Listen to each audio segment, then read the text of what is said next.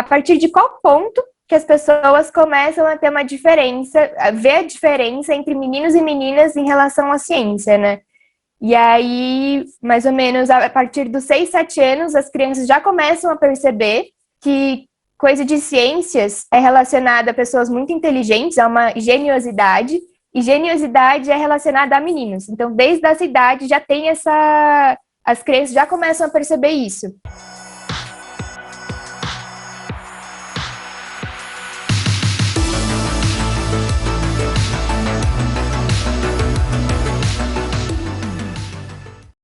Olá, pessoal. Boa tarde. Tudo bem? Então, nós vamos continuar, né, as nossas conversas no canal Jornada nas Ciências, falando sobre nós, né, nós desse canal. E a nossa, digamos, entrevistada de hoje é a mestranda Sara Engelmann, né, nossa integrante do canal, e nós vamos fazer essa conversa bem descontraída e bem interessante com ela. Então, boa tarde, Senise. Boa tarde, Rodolfo. Boa tarde, Sara. Boa tarde, Sara. Oi, gente, boa tarde. Então, Sara, começando a nossa conversa, você poderia falar um pouco para a gente da sua trajetória, né? Então, a sua trajetória até aqui, como que você chegou no mestrado, o que você está fazendo no mestrado, tá bom? Claro. Eu estudei a minha vida inteira numa mesma escola, no mesmo colégio, que acho que minha família inteira estudou praticamente. Daí eu já consegui ingressar direto na Unifesp, né? Aí eu conheci o Senise também. Eu comecei um curso de licenciatura em Ciências, com habilitação em Física. Teria que ter me formado em 4 anos, mas aí, né, a gente puxou para 5 ali, mas tudo certo, tudo normal. Durante o último ano da minha graduação, eu entrei em contato com a Maria Inês Ribas, e ela através da Thaís Cirino, da Thaís Forato, né, que é uma professora da Unifesp também, e eu comecei um projeto com ela que chama... Participei com ela de um projeto que chama Menina Ciência, Ciência Menina, na UFABC. E eu nunca tinha ido na UFABC. E aí eu cheguei lá para fazer esse projeto que era visando trazer uma identidade para as meninas que querem seguir a carreira científica, né? E eu me apaixonei muito por esse projeto, me apaixonei muito pelo UFABC, eu estava no último ano da Unifesp, eu quase pedi transferência para o UFABC, porque lá é maravilhoso, assim, o espaço, as pessoas de lá, eu fiquei encantada, porque eu gosto muito da Unifesp, mas o campus de lá é um pouquinho tem uma dificuldade para chegar nos prédios, nos próprios laboratórios também, e na UFABC, nossa, eu achei maravilhoso. Aí eu falei, não, preciso estudar aqui de alguma forma, eu vou fazer alguma coisa aqui, nem que seja um curso. E aí eu fiz todo esse projeto com a Maria Inês nesse ano. No ano seguinte, eu participei também de um outro projeto com ela, que chama Projeto Guatá, que era lá em Diadema. A gente ia fazer alfabetização científica com crianças da periferia de Diadema. Então, eu tive muito, muito contato com ela, com os projetos dela, lia bastante artigo, a gente até escreveu artigo juntos também sobre o Projeto Guatá. E aí, quando eu estava para me formar, eu falei, Maria Inês, eu quero muito fazer um mestrado na UFABC, você pode, por favor, me orientar? Ela, nossa, claro, vamos lá, já me ajudou, já mandou um monte de artigo para eu ler, já vi um monte de projeto, um monte de trabalho. Daí a gente fez um projeto ali, eu consegui aplicar pedir fazer matrícula, pedir aprovação para o projeto, né, para ir conseguir ingressar no mestrado. E aí deu tudo certo, foi corrido, mas deu tudo certo. E aí eu tô no primeiro quadrimestre ainda lá do mestrado, mas tá muito legal, tá muito bom. E eu acho que é isso de formação, não teve muita coisa não. Tô no comecinho ainda. Então, mas... Pois não, Denise. Pode falar. Não, é porque você fez o projeto, mas aí seu projeto é exatamente do quê, assim? Tipo, é verdade. Meu projeto, pensando nesse projeto Menina Ciência, Ciência Menina, eu queria estudar um pouquinho sobre qual que é o papel da mulher dentro dessa área STEAM, que a gente chama, né? Que é ciência, tecnologia, engenharia e matemática. Isso. E aí, eu queria entender em qual pé que a gente está, porque atualmente a gente tem muito trabalho sobre as mulheres na ciência, só que a gente sabe que é uma área muito masculinizada ainda. Então, quando a mulher tenta ingressar nessa área, ela pode se deparar com diversos obstáculos, e, assim, em vários aspectos, né? E aí, eu queria estudar como é que está isso atualmente, porque a gente tem uma diferença já do que era a década de 50, década de 60 para os dias de hoje. A tecnologia, né? YouTube, Instagram, TikTok, tudo isso é um canal de informação também, e é muito popular, então tem que ter alguma diferença de como a gente está hoje em dia nisso. Então, o meu mestrado é pegar um pouquinho um contexto histórico de como que a mulher começou a ser deixada de lado, né, desde lá de trás, qual movimento foi esse e quais as consequências disso até hoje, para entender o que funciona e o que não funciona na hora de mostrar que a mulher tem espaço na ciência. Por que ela não teria? Não, vou mostrar por que tem e por que deve. E aí, entendendo o passado, né, a gente estudando o passado, que a gente consegue tentar melhorar o futuro, ver o que funciona no presente. Então, é mais ou menos isso o meu projeto de pesquisa. Legal, Sara, mas assim, você foi muito sucinta na sua trajetória. Então, vamos lá. Ui. Então, curiosidades minhas. Quando é que você decidiu que você ia fazer licenciatura? Isso foi uma decisão, ou não sei, né? O que é normal acontecer, a pessoa presta para um curso, acaba entrando no outro, aí acaba gostando e se forma. Né? Então, como é que foi essa tua entrada na licenciatura? E quando é que você decidiu escolher a habilitação em física? Quando é que você decidiu que física era a mais sensacional das ciências? É verdade. Não é a minha opinião, tá? Isso foi você que escolheu. Mas é verdade, vou concordar. Quando eu era pequena, eu sempre brincava muito de escolinha com meus irmãos e com minhas primas. Elas vinham em casa e a gente ficava brincando de escolinha. E era engraçado que o meu primo até comentou comigo uma vez. A gente odeia escola, ir pra escola, aí chega aqui no fim de semana, vocês querem brincar de escolinha. Tipo, sei lá, não tinha sentido mesmo, mas a gente acho que gostava de fazer essa inversão de papéis, de virar professor e não ser aluna. Isso a gente devia ter, tipo, uns 7, 8 anos, não sei. Isso ficou sempre um pouco na minha cabeça, né? E aí, eu sempre gostei muito de física. Na época de ciências naturais, no ensino fundamental, física era uma das matérias que eu ia bem. Quando ia ter algum assunto de física, era uma das que eu ia bem. Eu sempre fui mal na escola, eu vou falar isso de cara, assim, sempre fui muito, muito mal na escola, não era uma boa aluna. A minha mãe até brincava, eu tenho 2 irmãos mais velhos que estudaram nessa mesma escola que eu. E a minha mãe falava assim, é engraçado que eu não conheço nenhum professor, não conheço nenhum orientador. Chega na sala, todo ano eu vou conhecendo todo mundo, porque eu sempre era chamado. Mas eu gostava muito de física, que eu ia mal na escola, sei lá. Aí é bom também, porque hoje em dia eu fico pensando nas dificuldades que eu tive, e aí eu tento lutar contra isso de alguma forma. Eu busco textos que falem, né, dessas dificuldades desses alunos. Então, de certa forma, é uma coisa boa também. E aí, no ensino médio, eu tive 2 professores que, assim, me abriram os olhos com a física, por mais que eu fosse mal. Foi o Marcos e o Ed. Os 2 falavam muito sobre astronomia e tal, e eu achava demais isso. A gente nem falava muito sobre física moderna, mas era um tema que eu me identificava muito, que eu queria saber o que era. Tá, a gente sabe muita coisa de física, a gente, assim, tem várias respostas já para física, mas e agora? O que tem mais para a gente ver? E aí eu ficava buscando sobre isso, teorias sobre isso, e aí eu falei, vou buscar um curso de física, um ensino superior de física, depois eu faço uma licenciatura e começo a dar aula. E aí eu fiz o Enem, e quando eu fui ver os cursos do Enem, eu vi que já tinha uma licenciatura direta, aí que eu conheci o curso da licenciatura em Ciências na Unifesp. Eu falei, esse curso já é meio que o que eu preciso, né? Aí eu me inscrevi, passei, e aí já sabia que eu queria física mesmo, mas eu confesso que teve um momento que eu cogitei não fazer física, que eu ia para química, porque a gente começou a ver sobre química verde, sustentabilidade, é uma coisa que eu gosto muito.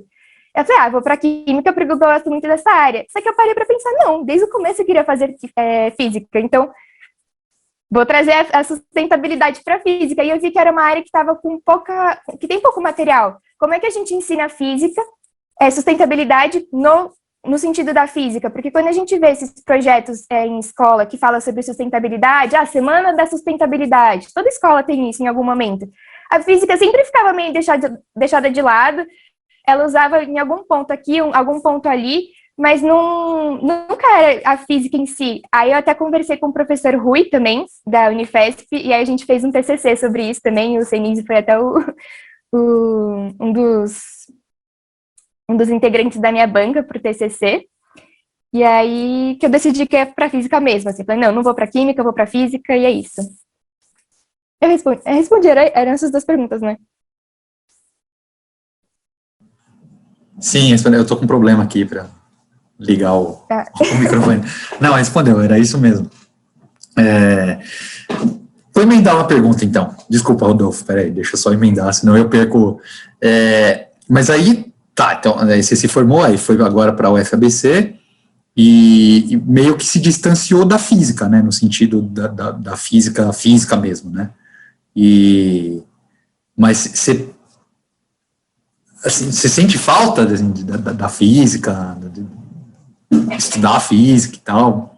E você pretende aplicar no teu projeto, tipo, sei lá, estudar a história, né, como você disse, a participação feminina na ciência, né, que sempre foi muito pouca, mais voltado para a física, alguma coisa nesse sentido, ou geral mesmo?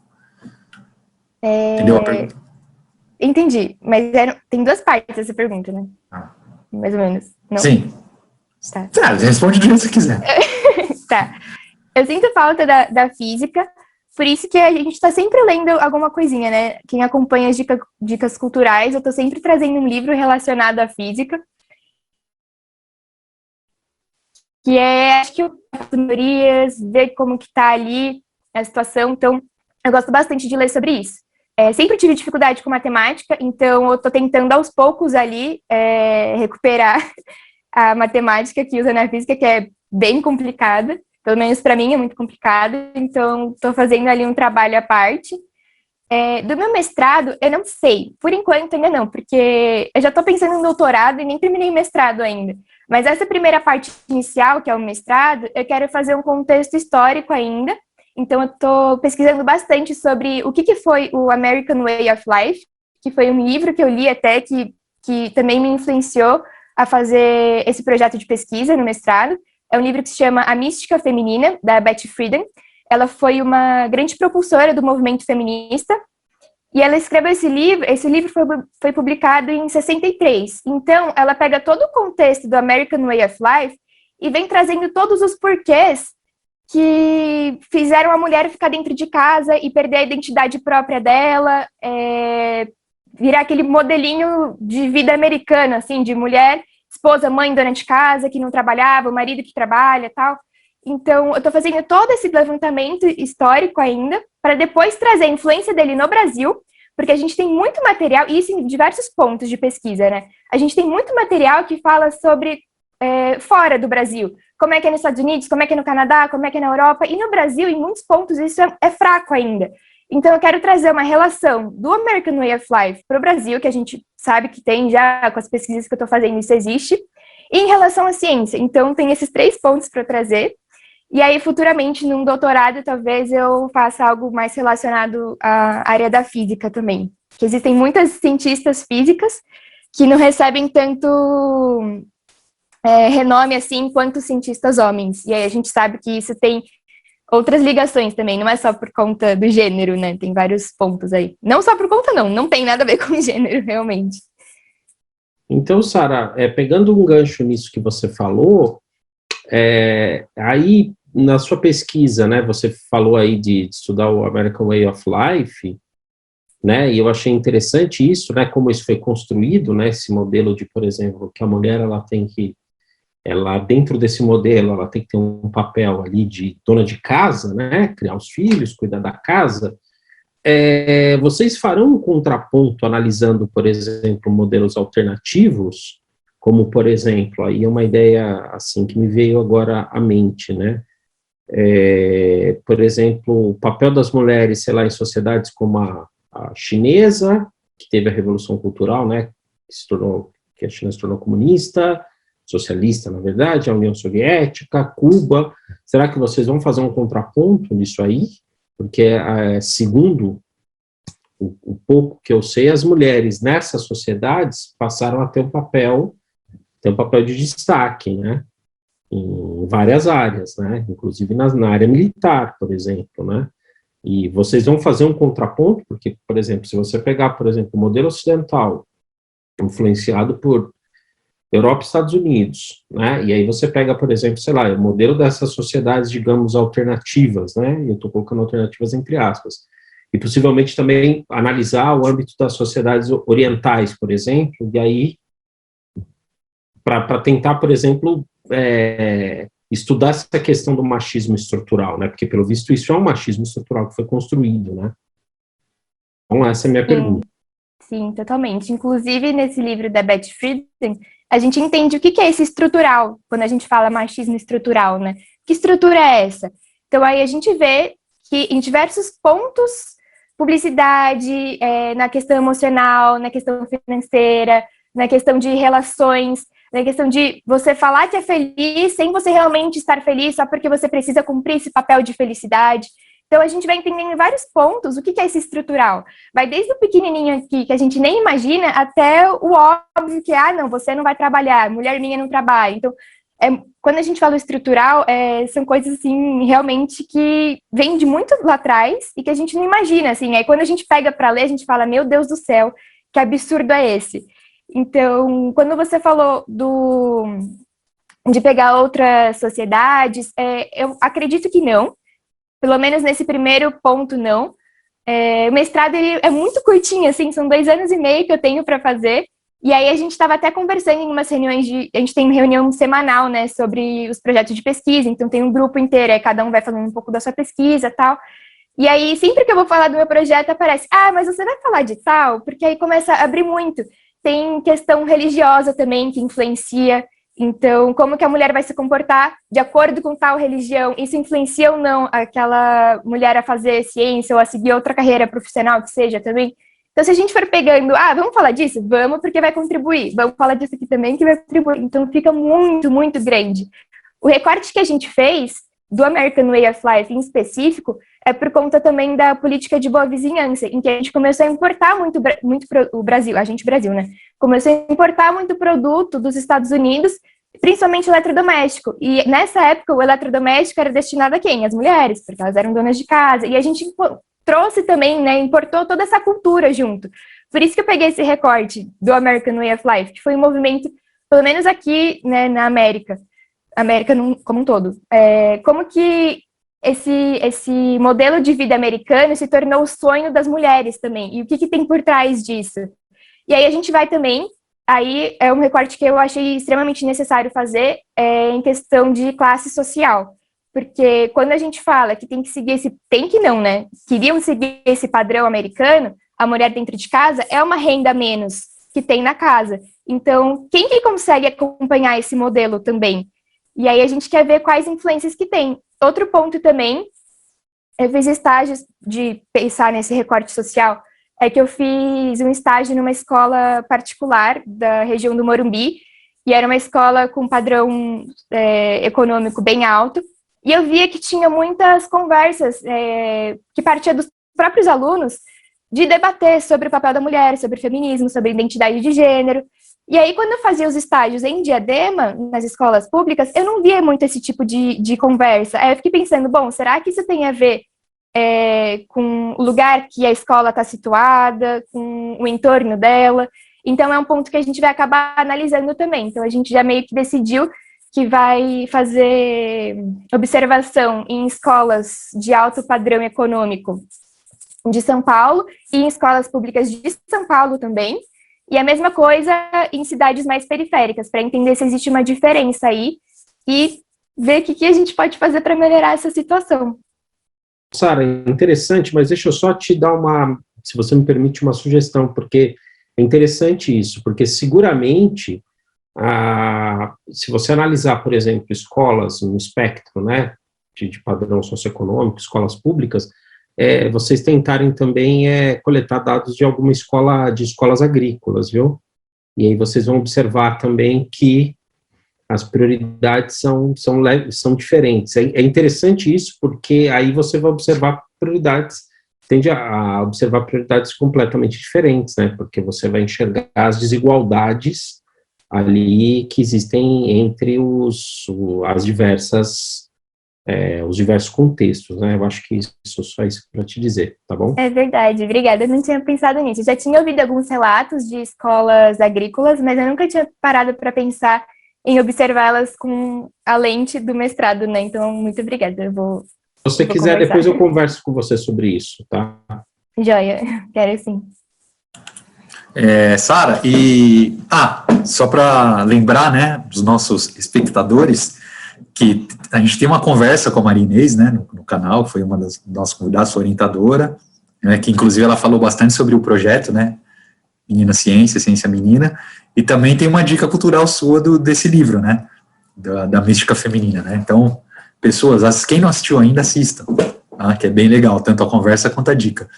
Agora, Sara, e com relação à pesquisa em si, como é que vocês vão fazer isso? Vocês vão escolher uma escola de um determinado lugar, outra escola de outro lugar, com um padrão de vida diferente? E a pesquisa em si, como é que vocês vão fazer? Vocês vão acompanhar as aulas, vocês vão fazer questionário, como é que isso é feito? A gente pensou em fazer isso mesmo, analisar 4 escolas, agora depois do que o Rodolfo falou, talvez 5. Então, em São Paulo, que tenham escolas particulares com bastante... que a mensalidade seja cara e que tenham um nível de ensino, para uma escola também de São Paulo que seja pública, seja mais simplesinha, tanto de estrutura. Então, para ver essa diferença, então analisar essas 2 escolas, seriam alunos do ensino médio porque aí as meninas e os meninos os alunos, né, já têm uma noção maior da área que quer seguir. Quando a gente vai conversar no ensino fundamental, talvez ainda tenha aquela coisa, talvez eu queira fazer medicina, talvez eu queira fazer ciências sociais, talvez eu queira fazer artes cênicas, mas não tem muita segurança ainda no que quer fazer. No ensino médio, no terceiro colegial, já tem aquela pressão maior, né, já está mais definido ali no que quer seguir. Então, tanto para São Paulo quanto para cidades mais periféricas, a gente vai analisar essas 4 escolas. E a gente está pensando em fazer questionários. Então, a gente está pesquisando bastante material referencial bibliográfico para ver como é que a gente vai fazer isso. Porque se a gente perguntar, você é machista? Claramente a pessoa vai falar não, mas a gente tem que fazer perguntas que a gente consiga verificar o que aquela pessoa sente em relação a mulheres na área da ciência, de forma, né, meio tampada, assim. Então, a gente vai elaborar esses questionários e também, ao acaso, fazer algumas entrevistas, conversar ali, talvez dar uma olhada na escola, como é que são as aulas, porque existem muitos artigos que demonstram que os professores, na hora de dar aula, principalmente de ciência, acaba tendo uma diferença quando vai falar com meninos e corrigir material de meninos, para quando vai falar com meninas e corrigir materiais de meninas. E é uma diferença que é até inconsciente mesmo, de uma coisa que vem de trás já. E aí o professor nem repara nisso. Então, a gente vai fazer umas análises assim. O foco mesmo não é analisar o professor em si, mas os alunos mesmo e a visão deles. Mas observando a sala de aula, a gente consegue ter uma noção de como que aquela aula está sendo ministrada e qual tipo de influência que ela pode estar sendo feita ali dentro do espaço de aula, né? Mas é basicamente isso, algumas entrevistas ali para a gente ter uns relatos de experiência. É diferente, né, quando o aluno vai escrever uma entrevista, responder uns questionários e dele realmente falando com a gente. Então, vai ser mais ou menos essa estrutura mesmo. Sara, eu acredito que vocês vão ter que pesquisar bastante e elaborar muito bem as perguntas, né? Porque esse é um assunto, ainda bem, né? Ainda bem que é assim, é um assunto muito em voga, né? Assim, tá muito na onda, né? A questão do machismo, do racismo, ainda bem, né? Tem que ser, demorou, na verdade, né? Mas então, e as pessoas sabendo disso, elas têm uma, até quem é E assim, aqui eu não vou entrar no mérito de caráter, nada disso, né? Porque às vezes, como você disse, e a gente sabe, é estrutural, né? Às vezes a pessoa é porque está na estrutura da sociedade, né? Mas a pessoa se prepara para responder de uma forma que seja politicamente correta, né? Então, assim, tem que pensar bem nas perguntas, né? Eu acho que é um trabalho que vai ser bem complexo para vocês pensarem aí no mestrado, e não sei, talvez, sei lá, tô divagando aqui, né?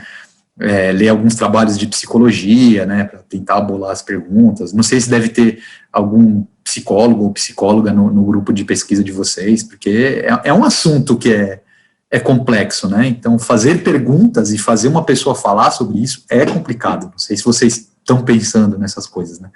Sim, é uma divagação minha, né? Sim, nesse primeiro momento eu estou fazendo um levantamento de referencial bibliográfico mesmo, então buscando textos que sejam relacionados a esse tema, e experimentos também que sejam relacionados a isso, para ver se eu consigo achar algum tipo de questionário, alguma coisa assim, que já tenha uma estrutura, pelo menos assim, para eu seguir como base. Mas eu confesso que essa parte de elaborar as perguntas está me deixando bem nervosa. Eu acho que é o ponto principal, assim, porque a minha coleta de dados, no mestrado, como é pouco tempo, eu não vou ter tempo de ficar refazendo a minha coleta de dados, né, constantemente, até porque a ideia é fazer a coleta de dados e aí fazer uma análise muito minuciosa de cada uma das respostas, porque às vezes a estrutura da resposta da pessoa indique coisas que a própria resposta não esteja falando ali, né? Tipo, tem que meio que ler nas entrelinhas, que eu digo. Então, a parte de análise de dados da coleta vai ser muito, muito difícil também. Então, eu confesso que essa parte está me deixando bem, bem nervosa.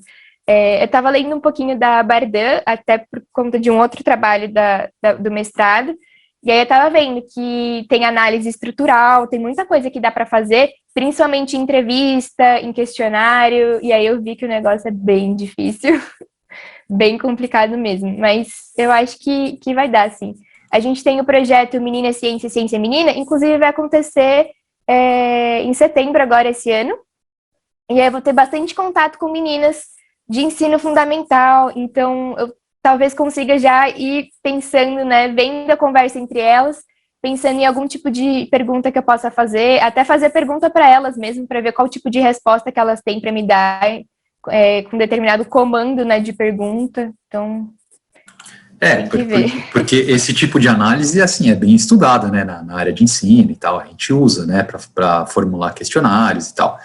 Mas uma coisa é você formular um questionário a respeito de algum conceito físico, né, sei lá, o que é massa, o que você entende por força, né, e outra é você fazer perguntas que têm um cunho social e político, né. Então, é muito mais complexo, né. Então, eu acho que realmente é uma coisa que vai ser o crucial aí para o trabalho, para o seu trabalho, né, mas que vai ser muito interessante quando vocês conseguirem bolar, né. Então, eu vi 2 artigos, e aí um deles era para criancinha mesmo, tipo, de 5 a 7 anos, né? E era para analisar, esse artigo tinha o objetivo de analisar a partir de qual ponto que as pessoas começam a ter uma diferença, a ver a diferença entre meninos e meninas em relação à ciência, né? E aí, mais ou menos, a partir dos 6, 7 anos, as crianças já começam a perceber que coisa de ciências é relacionada a pessoas muito inteligentes, a uma geniosidade, e geniosidade é relacionada a meninos. Então, desde essa idade já tem as crianças já começam a perceber isso. E aí, outra hipótese também era que talvez as meninas são ensinadas a serem mais recatadas, a serem mais... a não se vangloriar muito, e como ciência é coisa de menino, é coisa de gente inteligente, eu vou ser recatada, não vou falar que eu sou inteligente, eu vou falar que eu não gosto. Então, tinha essa outra hipótese também. E aí, outro artigo era mais relacionado aos professores mesmo. Eles tinham vários professores para corrigir 6 trabalhos. 3 eram de meninos, 3 eram de meninas. Pedia para corrigir a partir de certos parâmetros. E aí, dar uma nota no final. Dar uma nota para cada parâmetro e depois tirar uma média. E aí, eles iam trocando o nome desses trabalhos. Então, o trabalho que foi escrito por um menino, para tal professor, vai ser de menina. E aí, vai trocando. E aí, todos os trabalhos tiveram o mesmo tipo de resultado. Aliás, todos os trabalhos de menino Os trabalhos que tinham nome de menino, independente se tinha sido escrito por menina ou não, tinham notas maiores para bom desempenho, boa explicação para determinado conceito, fez o experimento, descreveu o experimento de forma muito boa. E todos os trabalhos que tinham nome de menina tinham notas maiores para boa organização, boa limpeza, trabalho bonitinho, e não o conteúdo em si. E era o mesmo trabalho, só que tinham notas diferentes. Então, são jeitos que dá para verificar a visão que a pessoa tem em relação a meninas na ciência, sem perguntar de fato isso.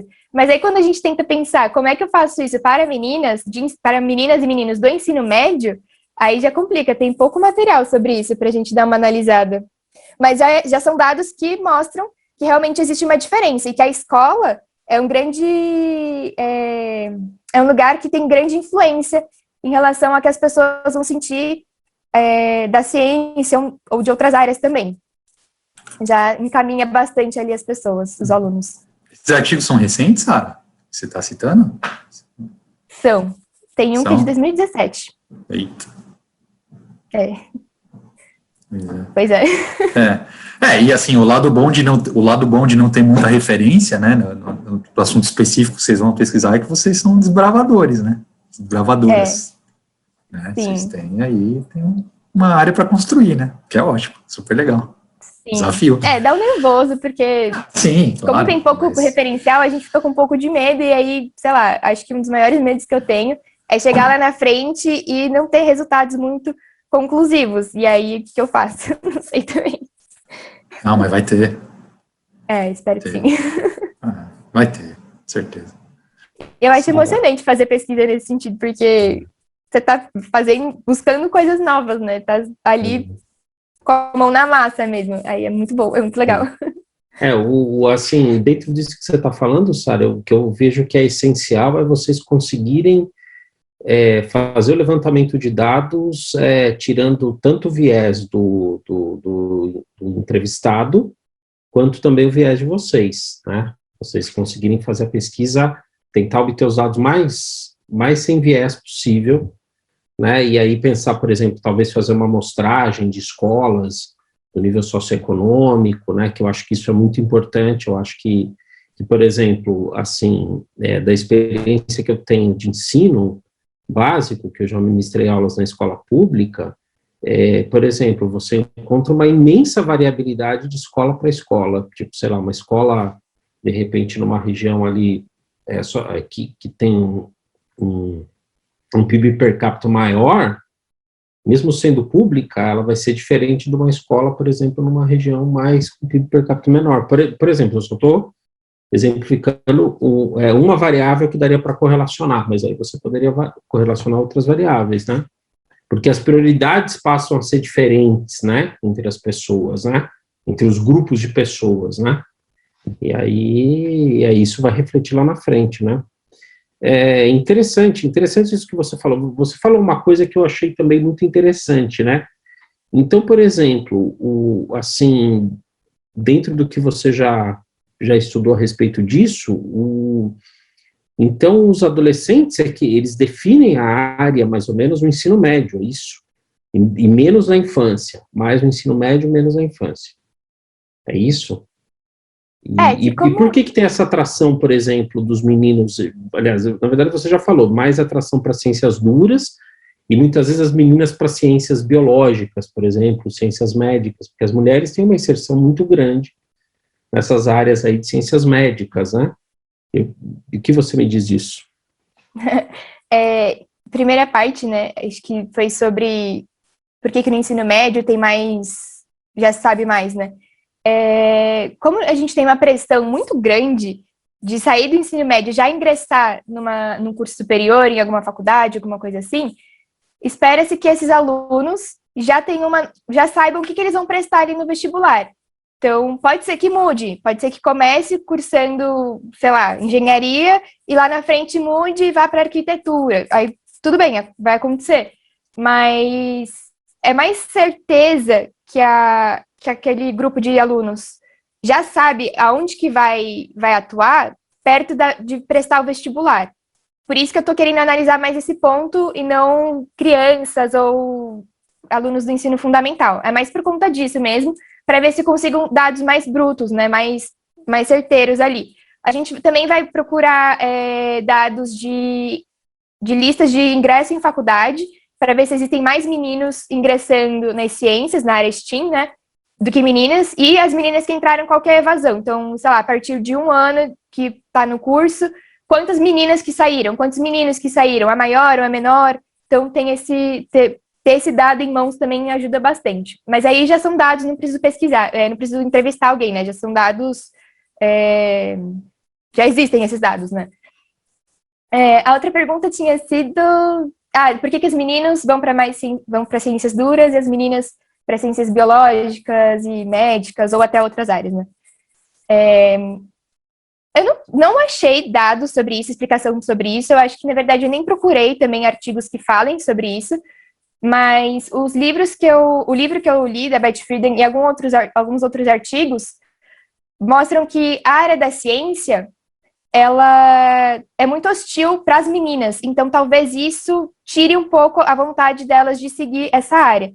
Então, primeiramente, assim, de bate-pronto, muitos materiais didáticos retratam a ciência sendo feita por meninos. Então, é o menino que está ali fazendo a ciência com o pai dele, com o professor dele, e a menina ou nem está ali naquele retrato, ou está de forma em posição de observadora mesmo, não de fato fazendo a ciência. E isso pode trazer uma falta de identidade para elas. Então, elas não se identificam como ativas na área da ciência mesmo. Outro ponto também é que aquele modelo de esposa, mãe, dona de casa mostra que é a mulher que vai ter que cuidar da família dela e que o homem vai lá e trabalhar, buscar o dinheiro e tal. Então, tem uma influência de que se eu quero trabalhar, significa que alguém vai ter que cuidar da minha família, porque não existia fazer os dois. Então, na verdade, a escolha que ela tem que fazer é ter uma família, cuidar da família ou seguir para a área da ciência. E a gente tem uma visão muito errada do cientista, que é uma pessoa que fica no laboratório, que trabalha sozinho, que é uma pessoa fria, e não é assim, a gente sabe que não é assim. Então, isso acaba tendo, essa questão de papéis de gênero que atuam na sociedade, acabam realmente diferenciando o que a mulher vai fazer e o que o homem vai fazer. E aí tem aquela questão de, se é um lugar que tem muito homem, não tô generalizando, mas a gente sabe que não é assim, né? Mas que é um lugar que tem muito homem, vai ter uma relação de assédio entre homens e as poucas meninas que tem ali. Então, isso já é uma coisa que afasta um pouco as meninas. Então, existem muitos relatos de até professores ou chefes dessas meninas na área das ciências que acabam fazendo algum assédio moral ou algum assédio sexual mesmo. Então, são coisas que nós, como mulheres, pensamos antes de ir para certo lugar ou fazer certa coisa, assim, digamos assim. A gente fica com esse pé meio atrás. E é uma coisa também que a gente pensa. Eu já ouvi muito isso. Você vai fazer faculdade de ciências, de exatas, vai ter muito menino, vai ser fácil arranjar um namorado. Tipo assim, já tá pensando nisso, né? Passando na faculdade, aí já vai pensar nisso. Tem muito menino ali, não vai ter concorrência, ou vai ser, como você é uma das poucas meninas, vai chamar atenção, vai ser fácil arranjar um namorado, alguma coisa assim. Inclusive, nesse livro da Beth Friedan tem muitos relatos que os próprios professores e conselheiros falavam: se você entrar numa faculdade de exatas ou alguma coisa assim, vai ser fácil para arranjar marido. Daí depois você troca seus cursos e vai fazer um curso de etiqueta, um curso de corte e costura, alguma coisa assim. Então, realmente relatos mesmo dessas meninas que queriam frequentar arquitetura, engenharia, física. Então, acho que é meio que por isso que tem é recorrente a entrada de meninos para essas áreas e não de meninas. E acho que da parte de medicina, assim, aí já é um achismo meu mesmo a partir de alguns fatos, né? A mulher sempre foi muito... sempre teve essa mística da mulher, de que a mulher ela é materna, ela é carinhosa, ela é emocional, ela é cuidadosa. Então, ela vai ter chances de sucesso em áreas que busquem esses atributos de cuidado, de carinho, de atenção.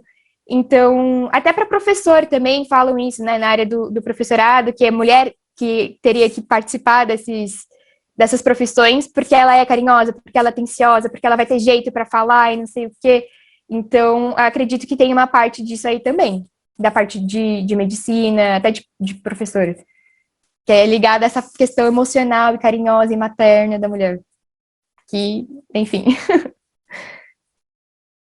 não é uma coisa de gênero, né? É uma coisa que foi atribuída a nós. Sara, você falou um montão da sua pesquisa, né? A Sara pesquisadora, mestranda. Mas você dá aula, né? Você dá aula num colégio. E queria que você falasse um pouco da sua atuação como professora. O que você acha, quando é que você começou, como é que tá? Assim, se o curso, se a licenciatura te deu condição de ter uma boa prática como professora. Tá bom. Eu comecei a dar aula agora, tipo, dar aula efetivada mesmo, agora numa escola aqui perto de casa, uma escola bem pequenininha, eu tenho mais ou menos 10, 12 alunos por sala, eu dou aula para o 7º, 8º e 9º de matemática, então eu tenho ali de 10 a 12 alunos por sala, uns 30, 40 alunos no máximo, que eu tô conversando todos os dias, né? E aí peguei um ano super fácil, super tranquilo, no meio de uma pandemia, assim, ó, super tô preparada para lidar com isso. Já ia ser difícil começar a dar aula numa escola, né, nos padrões normais que a gente viu até 2019. Aí chegou agora, mas eu já tinha dado um pouquinho de aula naquele curso naquele projeto Guatá, que eu estava comentando antes. Eu acho que eu dei 2, 3 aulas com eles. Então, já tinha ali uma experiência de estar de pé numa sala de aula. Mas agora, assim, a gente conversa bastante na licenciatura, nas aulas de prática e tal, de como que lida com certas situações, de qual abordagem é melhor, de qual didática é melhor. Mas você chega na sala de aula, a pessoa começa a gritar, aí na entrega atividade você fica, meu Deus do céu, eu não estou preparada para isso, ninguém me falou o que eu tinha que fazer. E aí, é uma coisa de atuação ali, você tá ali na hora, aí uma criança fala um palavrão, você olha e você fala, eu ignoro e finge que eu não ouvi para aquela criança não ver que fez coisa errada, ou eu dou uma bronca na frente de todo mundo e eu exponho o aluno, porque a gente vê muito de não expor o aluno, de não colocar aquele aluno para ser motivo de piada ou alguma coisa assim, mas é muito difícil como você lida com isso. Eu estava até lendo um livro do Karnal, que esqueci, Conversas de um Jovem Professor, não sei, que ele até falou que no comecinho da carreira dele como professor, um aluno, ele estava de óculos de sol porque estava com conjuntivite, e um aluno chegou para ele e falou assim, a noite foi boa ontem, né, professor?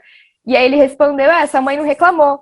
E aí ele fica, hoje em dia ele fala assim, por que eu falei isso? Agora aquele aluno não vai mais ter uma confiança em mim, eu era professor, eu devia ter lidado melhor com essa situação. Mas eu até cheguei a conversar no estágio, com as professoras do estágio, que eu estava muito nervosa para começar, eu estava para me formar, né? Falei, gente, vou começar a atuar de fato como professora. Estou muito nervosa. E ela falou que existem muitos artigos sobre essa área de transição, assim, a área de sobrevivência do professorado, né? De que dá aquela angústia, dá aquele medo, porque eu não tenho mais, agora eu estou no mestrado, mas não é a realidade de todos os professores, né? Tá ali na formação continuada. O meu mestrado é ensino história de ciências e matemática. Então, eu tenho muita parte específica em formação de professores. Então, eu tenho muito material, eu tenho muito apoio dos colegas em relação à formação de professores. Mas muita gente não tá, né? Não faz isso. Não continua na formação continuada, né? Então, ficou meio redundante, mas enfim. Se a gente não tem essa rede de apoio, como é que a gente sobrevive com isso? Porque é muito difícil. Tem muita coisa que eu pergunto para os meus colegas. Eu falo, gente, aconteceu isso, isso, isso, eu não sabia como lidar. E a gente conversa, a gente debate sobre isso, vê como é que eu posso me preparar melhor para uma outra situação. Mas a formação inicial de professores não prepara para tudo que a gente vai passar. É muito, muito difícil. Porque muita coisa, a gente tem bastante material, a gente tem bastante apoio, a gente sabe onde tem que procurar, mas chega na sala de aula ali, acontece um negócio e fica, pai, o que eu faço agora? Não sei o que eu faço. Seria impossível, né? Preparar para todas as situações, né? Sim. Possível. Sim. É bem gratificante, eu diria também. É difícil, mas é gratificante. É aquela coisa, né? Ninguém aprende a nadar lendo um manual de natação, né? É verdade. Tem que ir lá nadar, né? Da aula é a mesma coisa. Sim. É a mesma coisa. Sim. Mas é bem difícil, assim. Mas é um difícil gostoso. Não é aquele difícil que você fica, ai meu Deus do céu, que saco, não quero fazer isso. É uma coisa de, tá, o que eu vou ver hoje? E aí é uma coisa gostosa, assim, também. Eu gosto muito de ter contato com os alunos, porque eu não sei se é porque eu sou novinha ainda, mas eles têm muita afinidade comigo. Quando eu não preciso nem dar uma bronca neles, assim, eu falo, gente, assim não, né? E eles já meio que param, enquanto que eu vejo que tem outras dificuldades com outros professores, em outros lugares, em outras salas, que eu vejo que não é tão fácil. Eu não sei se é a turma que eu tenho, ou se é essa proximidade que eles têm comigo, que eles meio que têm uma relação de amizade, não uma amizade, mas é uma relação mais próxima mesmo. A gente conversa bastante de série de TV, dessas coisas, então eu acho que isso facilita bastante o meu trabalho. Ô, Sara, mas posso falar uma coisa para você? O ofício do professor é um desafio no aprendizado contínuo. Eu acho que talvez, assim, eu olhando, né, porque isso que eu comentei aqui na nossa conversa, que eu já ministrei aulas na escola pública. Você precisa saber dosar a autoridade, mas também você precisa entrar um pouco no universo deles, né, assim, detalhe, o universo deles digamos assim, é uma distribuição, né, porque você não consegue entrar no universo individual de cada um. Mas, por exemplo, não é fácil. E você lidar, por exemplo, com situações, porque, por exemplo, muitas vezes eles te colocam em situações extremamente difíceis. E aí, como que você sai, como que você lida na hora ali? É bem difícil mesmo, é um desafio, né? E ainda mais nessa época que a gente está, eles estavam em ensino remoto há 1 ano, e agora está híbrido, então eles não estão nem indo todo dia na escola. Eu sinto que eles têm muita falta do contato com os colegas deles no dia a dia, assim. Então, normalmente seria o ideal uma sala quietinha, que não fica com conversinha paralela, tal, e até pode conversar sobre o tema da aula, enfim, mas eu vejo que eles têm essa necessidade de dar uma extravasada, porque ali é o único momento que eles estão tendo contato social com as pessoas, porque depois da escola, você chega em casa e fica ali. Aí no dia seguinte você vai para a escola, tem as aulas, conversa um pouquinho com seus amigos e volta para casa. Por mais que tenha Facebook, Instagram, WhatsApp, é diferente do contato ali físico que eles têm. Então, eu acho que é outra coisa que, como eu não tenho como comparar com antes, né, mas eu tô sentindo bastante isso. Então, tem que ter muita paciência agora. Tava lendo um pouquinho sobre os desafios que já estão sendo notados, né, pelos professores nessa época, mas é muito incerto ainda, né, das coisas. É uma época bem difícil. Mas você falou uma coisa bem interessante agora, Sara, que assim que você falou, eu comecei a pensar. Você falou que a escola é o momento que eles têm para interagir socialmente, né, ao vivo, né, assim, olho no olho, vamos dizer. E me fez pensar como o mundo muda, né, porque na minha época não era assim. Tipo, a escola, a gente, claro, interação social, óbvio, né, a mesma coisa, né, mas chegava em casa, era futebol na rua, era esconde-esconde. Então, a interação social continuava, não terminava na escola, né? Mas eu acho que, bom, sei lá, não sei se infelizmente ou felizmente, né? Todo mundo acha que é meio nostálgico, né? Então, para mim é infelizmente, porque eu tenho saudade da minha infância e adolescência. Mas, assim, isso parece que é uma coisa que está acontecendo mesmo, né? Das crianças, adolescentes, o contato social deles é na escola, né? Porque eles chegam em casa e ficam ali no tablet, videogame. Não que na minha época não tivesse videogame, eu joguei muito videogame, mas assim, nunca ganhou do futebol na rua, para mim, por exemplo. Entendeu? Então, eu acho que é uma nova, um novo estilo de convívio social, assim, né? Então, não sei, não sei, para mim é um pouco preocupante, né? Porque eu entendo o que você estava falando, eu acho que realmente é verdade, pelo que eu percebo hoje em dia, mas é meio preocupante mesmo, né, do único contato social das pessoas, crianças e adolescentes, ser na escola, né? Sei lá, salvo um grupo estranho, de amigos, né, específico, né, que vai fazer uma coisinha junto, mas é mais isso mesmo. Antigamente eu lembro de, sei lá, estar num parque, alguma coisa assim, meus pais falavam que eu fazia amizade com muita facilidade. Eu ia num parque, alguma coisa, já estava conversando com 10 pessoas. E hoje em dia, sei lá, acho que tem até um pouco de medo de conversar com uma pessoa aleatória, assim. Tipo, quem que é aquela pessoa? Será que eu posso conversar com essa pessoa? Enfim, não sei. Também, aí, mas assim, assim, no próprio, as suas próprias, o próprio, como é que eu vou dizer? O próprio conceito de amizade, tá? Eu tenho a impressão que é meio diferente hoje, porque assim, Claro, né, eu estou falando da minha experiência, né, de vida. Mas, assim, os meus amigos, a gente ouvia música junto. Por exemplo, eu sou da época que alguém comprava um disco, um CD, e ia lá na casa da pessoa ouvir. Ficava todo mundo, o encarte passava, olha as fotos, olha essa música. Eu cheguei a fazer isso. E percebo que não existe mais isso, né? Não sei, posso estar errado, né? Não sou mais adolescente, então não sei como é, mas pelo que eu percebo, pelas conversas, pelo que a gente vê na televisão, pelo que você está contando agora. Então, o próprio convívio, as próprias amizades estão mudando, assim, sei lá, a dinâmica das amizades, né? Sim, acho que sim. A amizade do WhatsApp, a amizade do Instagram, do TikTok, então, do Fortnite, porque eu não vejo eles falando, eu vou lá jogar bola, eu vou lá brincar de pega-pega, sei lá, pega-pega, esconde-esconde, barra-manteiga, acho que era esse o nome, não lembro.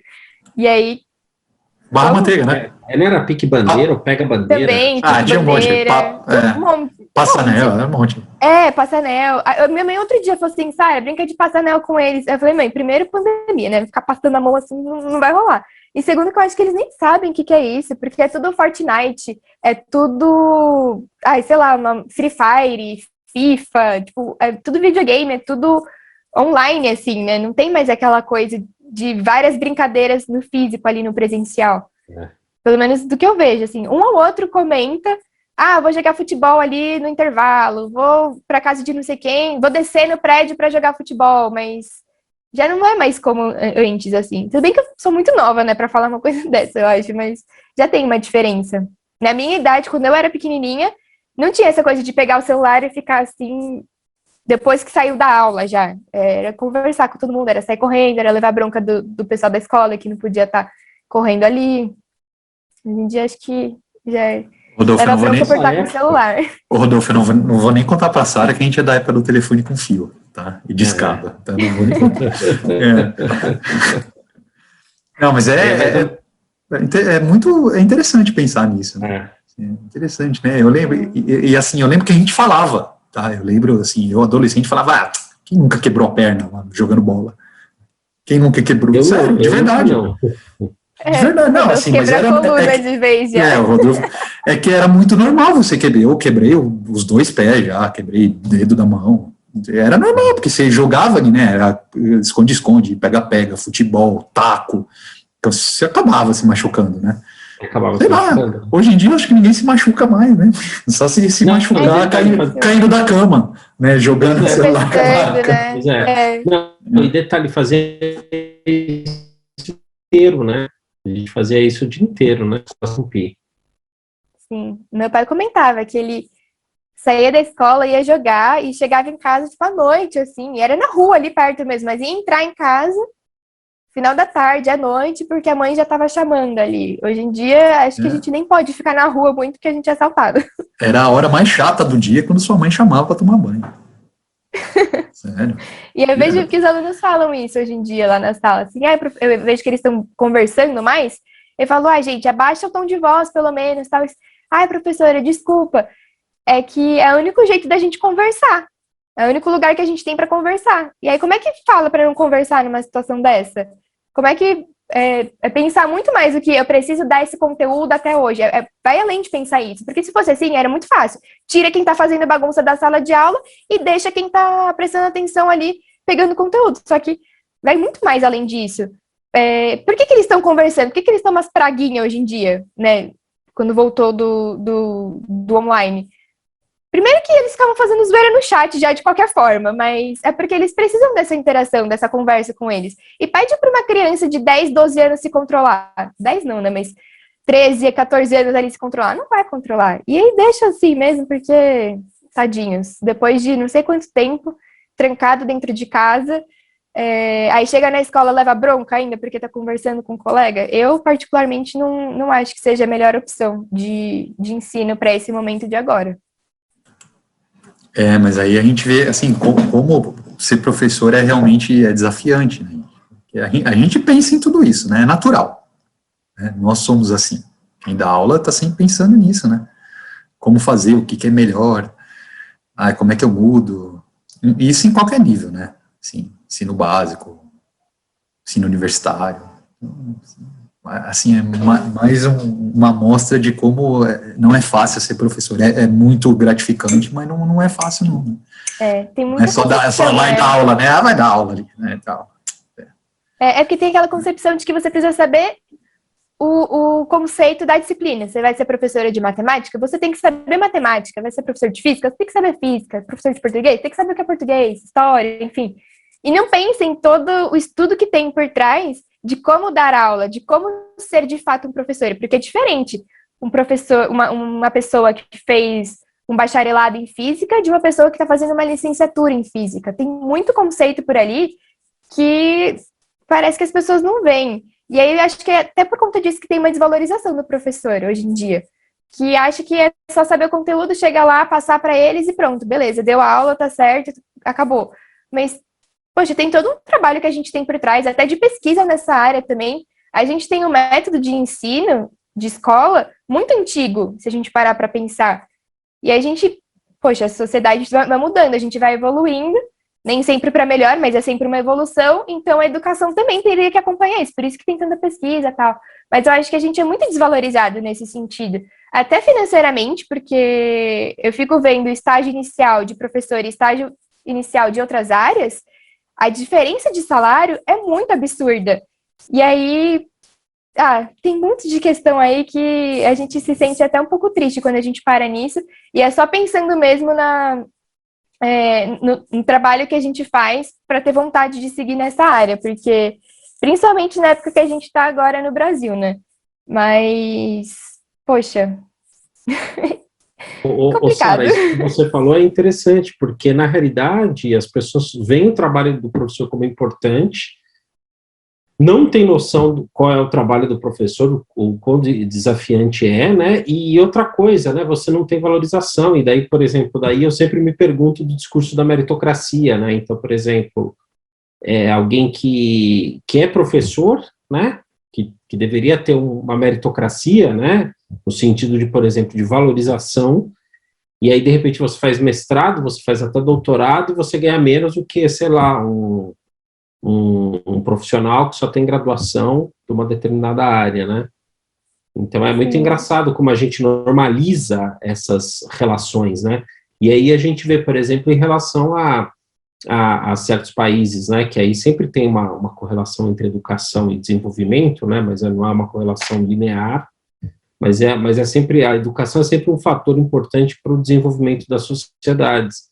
E a gente vê, por exemplo, como tem sociedades que valorizam imensamente a docência, né? E, por exemplo, os docentes têm salários respeitáveis, né? Muitas vezes até elevados. E, curiosamente, no Brasil a gente tem exatamente o contrário, né? Estão entre os piores salários, são os salários dos docentes, né? Sim. Curioso isso, né? Pois é. E aí também, essa é uma coisa que eu sempre fico pensando também. Todo mundo quer dar pitaco no método de um professor, na didática de um professor. Então, chega o pai de um aluno porque o aluno está indo mal, enfim, e aí já começa a criticar o professor, já começa a falar para o professor várias coisas, como que devia ter, como que tinha que ser feito, que não sei o quê. Mas ninguém vai lá e vai julgar, vai dar pitaco no diagnóstico de um médico. Então, você tem tal coisa. Não acho, porque eu li no Google que não sei o quê, que não, é esse o diagnóstico e pronto. E ninguém vai ficar questionando isso, mas no professor não. O professor desconsidera todo o trabalho que a gente tem de pesquisar, de aprender, de ir atrás, de debater com outros professores, mas não. O professor pode dar pitaco, tá tudo certo. Assim, acho que é por conta de todo mundo ter passado pela escola, uma fase na escola. E aí acho que pode dar pitaco no trabalho de um professor, mas é muito diferente. As pessoas não enxergam isso, e aí vem toda essa desvalorização que você também está falando, Rodolfo. Ô, Sara, acho que a gente está chegando aí nos finalmente, né? Mas eu queria te fazer uma pergunta que é até meio óbvia, assim, né? Dada a sua pesquisa, né, do mestrado. Você já sentiu preconceito, assim, na sua curta carreira, vamos dizer assim, até hoje, desde ali do colégio, passando pela faculdade, agora no mestrado? Você já se sentiu tratada de maneira diferente por ser mulher? Não, não precisa citar nomes, caso tenha acontecido. Não é nem isso. É que assim, como eu já comentei no começo da conversa aqui, que eu não era uma aluna muito exemplar, ninguém nunca questionou as minhas escolhas, entendeu? Porque assim, Sara vai fazer física. A única coisa que eu fui, nossa, sério, Sara, do tipo assim, você sempre foi muito mal na escola e você vai escolher justo física, então, nesse sentido, sim, mas acho que era até ok me perguntarem isso. Mas de ser mulher, assim, eu não sei se eu nunca nem. Eu não sei se eu reparava nesse tipo de coisa, porque na minha cabeça foi muito claro, cada um pode fazer o que quiser, assim, não existe qualquer tipo de restrição. Em relação à carreira e tal, você quer ser piloto de Fórmula 1? Vai seja. Você quer ser professor? Vai seja. Quer ser advogado? Vai seja. Nunca fiquei com essa assim, será que vai ser uma boa área, assim, não sei o quê. Acho que é muito mais de ver as pessoas comentando que sofreram com algum tipo de preconceito, alguma coisa assim, que em outros pontos, tá? Na minha carreira em específico, não. Mas em outros aspectos, tipo, sair de noite, a roupa que tá usando, essas coisas, né, sempre. Mas em relação à minha carreira, é mais relato de outras pessoas. Até porque eu sempre tive. Eu não sei se eu só reparava em exemplos bons, mas, por exemplo, tive muitas professoras mulheres, inclusive na Unifesp, né? Não só na escola. Então eu ficava, bom, eu posso ser essa pessoa, eu posso chegar lá, mas chega assim, algum dia eu me senti não pertencente a um lugar que eu esteja atuando, seja em área de pesquisa, ou no trabalho, ou na ciência em si. Eu, não, nunca passei por isso. A gente acaba ouvindo um comentário ou outro, né? Tipo, conseguiu até sendo mulher. A gente escuta umas coisas assim, mas eu não me sinto menos por conta disso, por conta desses comentários. Não me atingiam de uma forma que eu repensasse a minha escolha profissional ou alguma coisa assim. Mas eu sei que acontece com outras pessoas, né? Então é por isso que é tão importante a gente pesquisar e a gente divulgar esse tipo de coisa. Não é só porque não aconteceu comigo que eu vou ignorar esse fato. Inclusive, sempre que eu comento do meu projeto de pesquisa, vem alguém me chamar no WhatsApp ou em alguma rede social para falar assim, nossa, muito obrigada por estar pesquisando isso. E aí já tive relatos de pessoas que até se emocionaram muito com o tema da minha pesquisa, já falaram até que numa aula desligou o microfone porque começou a chorar, porque realmente se identificam com esse tipo de conduta negativa, né? Que já passou por uma situação assim. Então, isso dá muita força para continuar pesquisando nessa área, por mais que eu mesma, pessoalmente, não tenha passado por nenhuma situação assim. E é uma coisa boa, quer dizer que as coisas estão melhorando. Porque eu não passando por isso significa que já não é aquela coisa rotineira, né? De certeza que acontece. Já está melhorando em algum aspecto isso.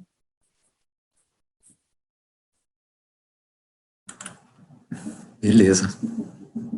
É isso. Interessante. Não sei se era essa a resposta. É que é a vez do Rodolfo agora. Não, sim. Não, Carlão, se você quiser, continue. Tá? Pode continuar, se você quiser. Se você quiser completar, fica à vontade. Não, respondeu, era isso que eu queria saber, assim, era uma pergunta pessoal mesmo, se ela já... Sim. Sara, e aí a minha pergunta, né, então você está no mestrado, você vai defender daqui quanto tempo? Daqui um ano e meio? Aí depois o que você vai fazer? O que você pretende fazer? Tá. Eu acho... Eu estou no primeiro quadrimestre, né? Então, acho que daqui uns 2 anos eu devo defender, mais ou menos, por aí. Tem a qualificação, que eu sei que é um pouco antes também. E aí, não sei, né? A gente faz o jogo. Se eu conseguir qualificar para o doutorado direto, aí a gente tá indo também. Mas vamos ver como é que vai ficar. Então, se eu conseguir esse doutorado direto, mas não estou me pressionando para isso. Se eu não conseguir... eu sempre falo isso. Vou dar 1 ano e aí depois eu continuo, né? Eu saí do ensino médio e pensei, vou dar 1 ano, passei direto. Beleza, vou me formar, aguenta aí os 5 anos, me formo, vou dar 1 ano. O que aconteceu? Eu passei pro mestrado direto. Então, assim, não sei se eu vou dar 1 ano, de fato, meu ano tranquilo, sem estudos, ou se já vou acabar ingressando, mas eu acho que vai ingressar no doutorado direto. Não no doutorado direto mesmo, mas me formar no mestrado e depois já prestar para o doutorado. Eu acho que vai acontecer isso, porque a gente vai indo no pique, né? E aí, o que é legal, quando a gente tem bastante gente, conversa com bastante gente nesse meio, o pessoal fica, não, vai, vamos aí, a gente ajuda, vamos lá, presta aí, publica artigo, já vai pro doutorado, faz não sei o quê, e aí você vai no pique da galera também, então, talvez eu siga nisso, e aí, o doutorado, eu já pensando, assim, talvez, né, de acordo com o rumo, eu acho que eu vou fazer uma pesquisa relacionada à formação de professores, com cuidado, que nem eu falei daquele artigo, né, antes, sobre como os professores acabam influenciando. Será que se a gente tivesse uma formação de professores que levasse em consideração essa pauta, a gente diminuiria essa desigualdade que tem, já desde os anos iniciais, ou alguma coisa assim? E aí puxar para física, né, porque dá saudade também. Então, já puxando ali aquela conversa, aquela pergunta do Senise, já pensar numa formação de ciências para física, levando em consideração essa temática. Legal, bacana, bacana. Bem interessante aí o que você colocou da sua pesquisa e sua trajetória, né? Sua breve trajetória, porque afinal de contas você mesma disse que é novinha, né? É jovem, né? Então, que bacana, Sara. Muito legal aí. Eu espero que, fico na torcida aí para que você consiga desenvolver um trabalho bem bacana aí na UFABC, né? E aí você começar aí a desbravar, né? Como bem disse o Senise, essa área tão importante, né? Muito legal mesmo. Muito obrigada. E eu acho que já deu, nosso tempo já está no finzinho ali, né? Eu nem vi a hora que a gente começou. Então, Eu sou convidada hoje, ó. Vou me então dar você o ficou luxo. mais à vontade. E então, pessoal, a gente vai encerrando. Ó, o professor já esquecendo do quadro mais legal das nossas conversas. Ah, claro. Opa! Não, verdade. Poxa, Sara, então vamos lá, né? Filme, claro, o quadro é o grande finale, né? Que é o seguinte, né? A pergunta sobre... Então, a gente gostaria de pedir para você uma dica de filme, não necessariamente tem a ver com o assunto da sua pesquisa, uma dica de livro e uma banda, uma música, ou um músico, né? Sei lá, né? Ou um musicista, né? Sei lá, enfim, que seja do seu agrado aí, tá bom? Por favor. Tá bom. Eu vou falar de filme que é o mais fácil, assim, pra mim. Não tive nem... Como eu já sabia, né? Não precisei nem ficar pensando muito nisso. São 2 filmes que aí realmente não tem como eu escolher entre um e o outro. Primeiro que eu vou falar, não por ordem de que eu gosto mais, mas só porque é o primeiro que eu vou falar mesmo. 10 Coisas que Eu Odeio em Você, que é uma comédia romântica dos anos 90, com Heath Ledger, que é maravilhoso, deus da atuação, uma perda enorme aí para o cinema. Mas eu gosto muito, muito, muito desse filme. Não sei, eu acho bobinho e é um filme confortável de assistir. Eu choro todas as vezes que eu assisto. Gosto muito. Inclusive, o livro A Mística Feminina, que deu grande impulso aí para o meu mestrado, foi por conta desse filme, que a atriz principal, ela comenta desse livro. Eu falei, deixa eu ver o que é. E aí se desenrolou, então, sem querer, acabou fazendo muito mais parte da minha vida do que pelo próprio filme em si. Mas eu gosto muito, muito, muito desse filme. E o outro é The Greatest Show, que é com o Hugh Jackman. Foi um filme que a crítica acabou, assim, falou super mal. E eu não consigo entender por quê. Porque, pra mim, é um filme maravilhoso. Conta a história de um apresentador de circo, que é o Barnes. E é um cara que existiu de verdade. É uma história não baseada em fatos reais, mas tem ali existiu essa pessoa criando o primeiro circo de lona que a gente conhece com aquela estrutura, né? Então, eu gosto muito, muito desse filme, é um musical. Acho que até depois desse filme, o Hugh Jackman ficou querendo atuar mais na Broadway do que no cinema. E, pra mim, acho que quem me conhece sabe que eu gosto muito de circo, pratico circo também. Então, tem uma pegada muito forte. Eu faço desde pequenininha, né? Então, pra mim, é muito, muito especial esse filme. Começa o filme, eu já tô chorando. Eu tô chorando o filme inteiro, porque é muito, muito emocionante, assim. Ver o circo, as músicas são muito boas. Eu escuto as músicas do filme o dia inteiro, assim, que, nossa, vale muito a pena ver. Por mais que a crítica tenha falado mal, não sei se é porque estavam pensando no Hugh Jackman como Wolverine, mas assim, o filme é muito, muito bom, por favor, assistam. E aumenta a crítica lá, que é boa. De livro, eu fiquei pensando, mas pra mim eu não consigo não falar Alice no País das Maravilhas.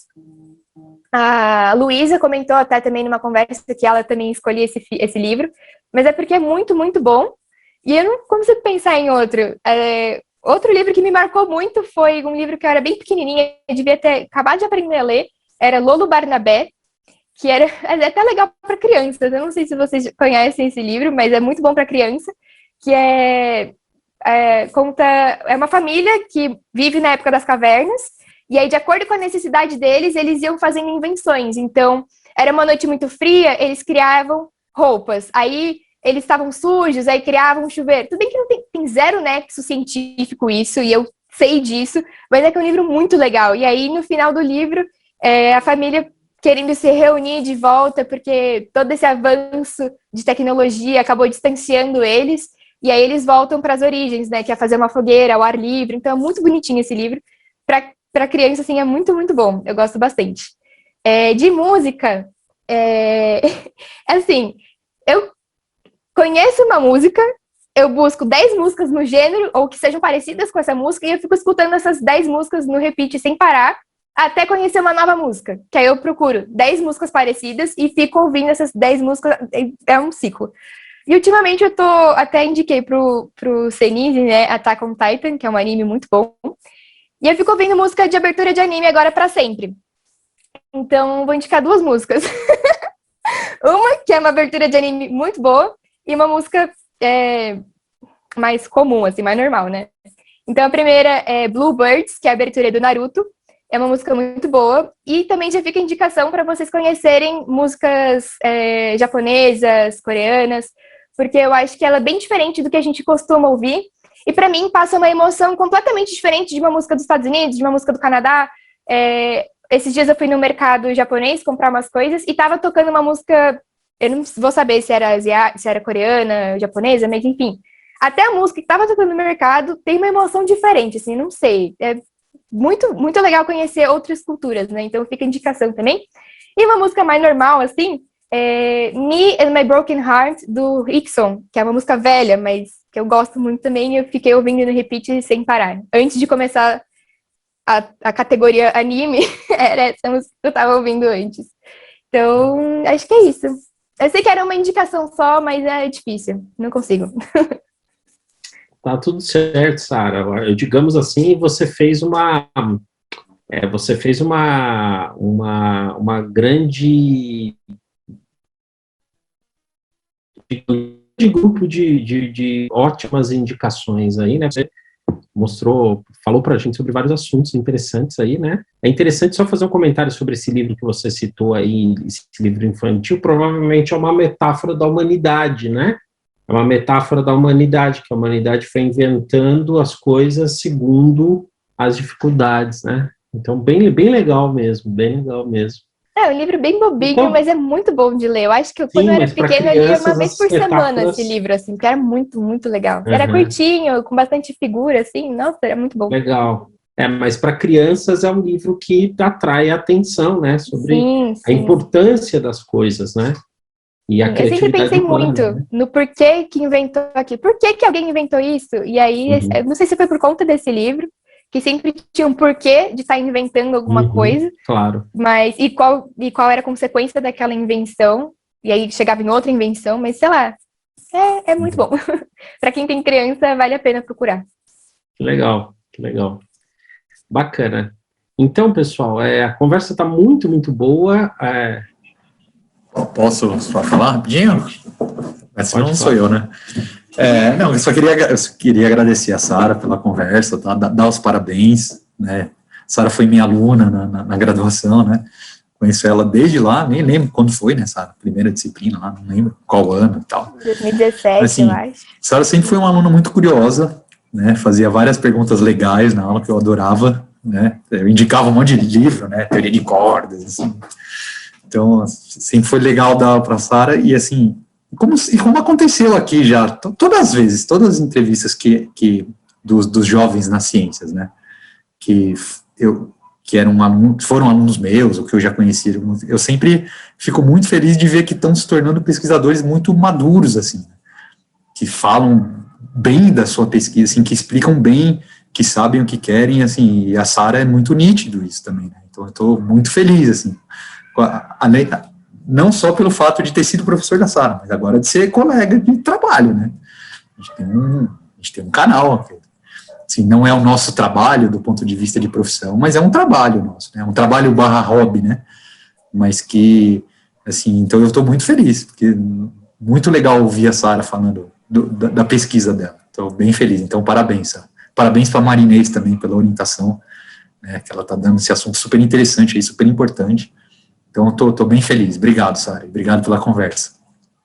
Eu que agradeço demais vocês dois, que desde quando o Senise pediu, né, para eu ajudar, para eu auxiliar, de fazer parte desse canal, já me senti super lisonjeada, assim, de certa forma, ter chamado a atenção nesse sentido, de chamar para vir fazer parte. Então, eu agradeço muito a vocês dois, porque por mais que não seja um trabalho, eu olho vocês como se fossem mentores para a vida e para a vida profissional e para a vida normal também. Então, de verdade, tô falando sério mesmo. Muito, muito obrigada, não só por estar aqui conversando comigo, né, pedindo para mim falar aqui também um pouquinho da minha pesquisa, por ter me chamado para o canal, mas de estarem ali no meu dia a dia e, de certa forma, me ajudando a crescer. Então, muito, muito obrigada mesmo. A gente que agradece, Sara. Você é parte importantíssima do canal. Você é um terço do canal. Obrigada. Não, e sem dúvida alguma, né, o papel da Sara é essencial, né, o Senise que a convidou para participar do canal, e eu olho para a Sara como uma parceira, né, já vejo também como uma amiga, né, então, assim, no sentido que nós estamos aí juntos nessa jornada, né, e estamos também convidando, né, vocês que nos assistem a participar também nessa jornada, né. Então, a Sara, como ela disse que me vê como mentor, eu já selecionei uma pilha aqui de uns 20 livros para ela ler, né? Então, muito em breve eu já vou enviar esses livros para ela e tal, né? Mas é isso, né, pessoal? Então, a gente encerra a nossa conversa de hoje, a nossa série também de Quem Somos Nós. E, olha, nos sigam no YouTube, no Instagram, né, ou melhor, ativem o sininho, né, ativem o sininho no YouTube, né, aqui no Jornada das Ciências, ativem o sininho no YouTube, nos sigam no Instagram, no Facebook, e venham conosco nessa jornada, porque está ficando muito bom isso aqui. Forte abraço e venham conosco. Tchau, pessoal.